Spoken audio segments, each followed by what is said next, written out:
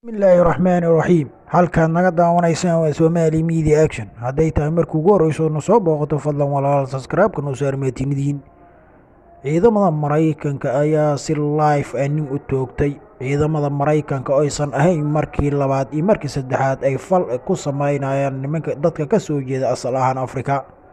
hadday sanadkan gudihiisa ay dileen ninkii George Floyd la oranayay. hadda ciidamada Mareykanka ayaa saacadihii hadda la soo dhaafay ku toogtay caasimadda Mareykanka khaasatan Washington nin madow ah. ninkaas ay gurigiisa ka soo kaxaysteen ayay ugu dambeyn baabuur ay ciidamada wateen ay ku toogteen. ninkaas waxaa daawanayay markii la tooganaya caruurtiisa. maahan markii ugu horreysay falal noocaas ay geystaan ciidamada Mareykanka. Donald Trump ayaa dhowr mar ka hadlay arrintan iyo falalkan soo noqonaya. Donald Trump iyo xukuumaddiisa ayaa lagu eedeeyay inay aad u jisan fuquuqeen dadka madowga ee kuwaasoo ka soo jeeda qaaradda Afrika.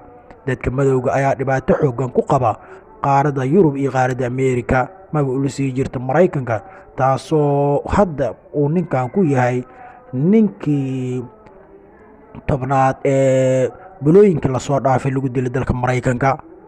Floyd George ayaan ogeyn inuu ku kiciyay saxan waxaan aad u xoogan xukuumadda uu hogaamiyo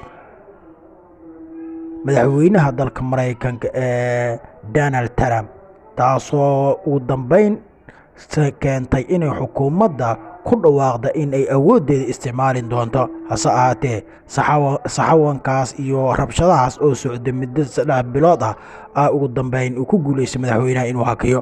hase ahaatee goordhoweyd ayaa nin si live Facebook looga soo dayay kaasoo la tooganayo.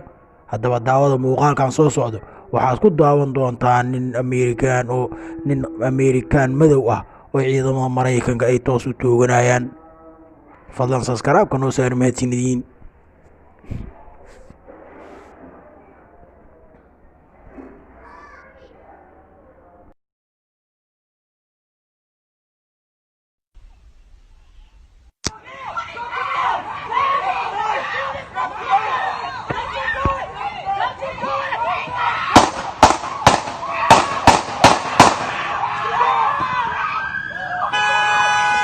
Wow.